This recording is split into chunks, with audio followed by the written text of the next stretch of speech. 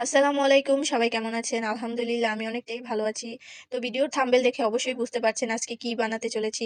হ্যাঁ, দোকানের মতো পারফেক্ট খিরসা তৈরি করে বাসায় দেখাবো মাত্র ২ টি উপকরণের মধ্য দিয়ে।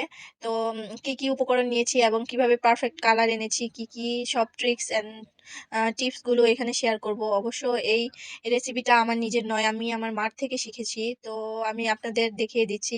আপনারা এই আইটেমটা ফ্রোজেন করে রেখে দিতে পারেন বিভিন্ন ডেজার্ট আইটেমে ব্যবহার করতে বা খিরসা পাটিসাপটাতে ব্যবহার করতে।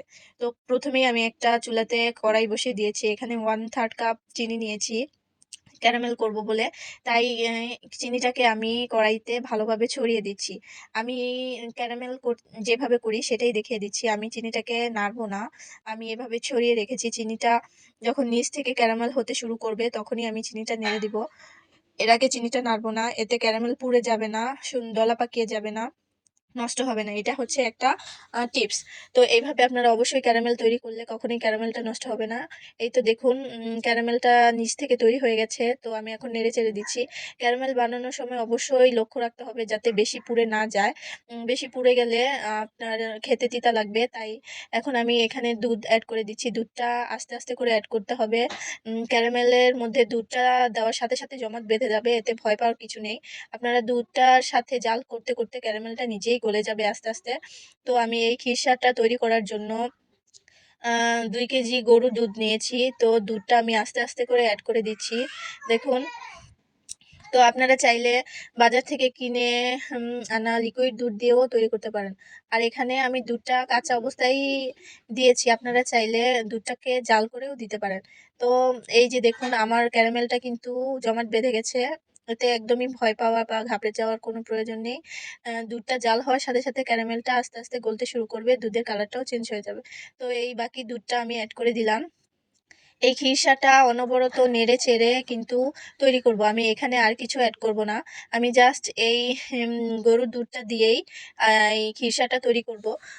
আপনারা অনেকেই খিরসাটার মধ্যে চালের গুঁড়ো বা আরও অনেক কিছুই ব্যবহার করে, কিন্তু আমি সেটা করি না।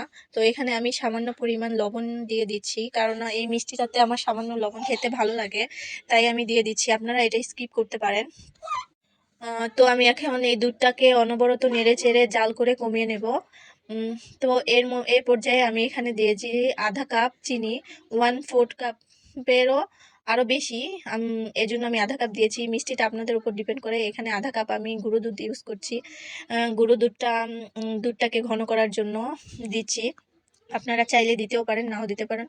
কারণ আমি এখানে গুঁড়ো দুধটা ঘন করার জন্য ইউজ করেছি। আপনারা চাইলে ওই যে বললাম চালের গুঁড়া বা সুজি, প্রথমেই এটাকে ঘি দিয়ে ভেজে তারপরে এতে অ্যাড করবেন দুধ। তাহলে হয়তো সুন্দর হবে জিনিসটা।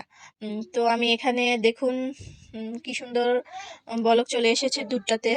দুধটা অনবরত নেড়েচেড়ে কমিয়ে নিতে হবে, কোনোভাবেই থামা যাবে না, তাহলে নিচে পোড়া লেগে যাবে, তাহলে খেতেও ভালো লাগবে না। দেখুন জাল করতে করতে দুধটা অনেকটাই কমে গেছে। আর দুধ জাল করার ক্ষেত্রে দেখবেন সাইডে অবশ্যই লেগে গেছে অনেকটা, এগুলি তুলতে যাবেন না, এতে কিন্তু খিরসার স্বাদটা নষ্ট হয়ে যাবে। তো আমার খিরসা অলরেডি তৈরি হওয়ার পথে, আর কিছুক্ষণ জাল করলেই আমার পারফেক্ট খিরসাটা তৈরি হয়ে যাবে। এখানে আমার পারফেক্ট কালারটা দেখাতে পারছি না, কারণ আমার লাইটের রেগুলেশনটা অনেকটাই কম। আলোটা তার জন্য কালারটা এখানে উঠে আসেনি। এত সুন্দর কালার এসেছিল বলার বাহিরে। তো এই যে দেখুন খিরসাটা আমার তৈরি হয়ে গেছে। আমার মেয়ে আমার সাথে কথা বলছে, তার মানে সে ভয়েস দিচ্ছে। দেখুন চামচ থেকে সুন্দর চামচের গায়ে লেগে যাচ্ছে, তার মানে হয়ে গেছে। তো আমি এখন যেই পাত্রে ঢালবো সেটাতেই ঢেলে নিচ্ছি। এটা গরম অবস্থায় ঢালতে হবে। আমি একটা মাটির পাত্র নিয়েছি এখানে। আপনারা চাইলে সিরামিকের কোনো পাত্র বা কাচের কোনো পাত্রে ঢেলে নিতে পারেন গরম অবস্থায়। তো এই তো আমি ঢেলে নিয়েছি খুব সহজেই। দারুণ স্বাদের ওই বিক্রমপুরের ঐতিহ্যবাহী খিরসার মতো তৈরি করে নিলাম। আপনারা খুব সহজেই তৈরি করে নিতে পারেন এবং ফ্রিজে এটা ফ্রোজেন অবস্থায় 15 দিনের মতো রাখতে পারেন। তো আমার রেসিপিটা ভালো লাগলে অবশ্যই আমার চ্যানেলটাকে লাইক, কমেন্ট করে দিবেন, সাবস্ক্রাইব করে দিবেন। অনেক, অনেক ভালোবাসা দিবেন। যারা নতুন দেখছেন অবশ্যই চ্যানেলটাকে সাবস্ক্রাইব করে দিবেন আর বেল আইকনটা প্রেস করে দিবেন যাতে নতুন কোনো ভিডিও আসলে অবশ্যই পেয়ে যান। তো এটা আমি ঠান্ডা অবস্থায় কিছুটা সময় বাহিরে রেখেছি, গরম অবস্থায় দুঃখিত। তারপরে নর্মাল টেম্পারেচারে আসলে আমি এটা ফ্রিজে রেখেছি ঠান্ডা করতে। দেখুন কি সুন্দর জমে গেছে আমার খিরসাটা, কালারটা কি অসাধারণ এসেছে। তো এভাবে খুব সহজেই আপনারা বাসায় বানিয়ে নিতে পারেন এই খিরসার রেসিপিটা। আমার রেসিপিটা ভালো লাগলে আমার চ্যানেলটাকে অবশ্যই সাবস্ক্রাইব করে লাইক কমেন্ট করে শেয়ার করে দিবেন এবং নতুন নতুন রেসিপির জন্য অপেক্ষা অবশ্যই আমার চ্যানেলের পাশে থাকবেন। তো আজকের মতো এখানেই, আবারও চলে আসবো নতুন রেসিপি নিয়ে যে কোনো সময় যে কোনো মুহূর্ত। আল্লাহ হাফেজ।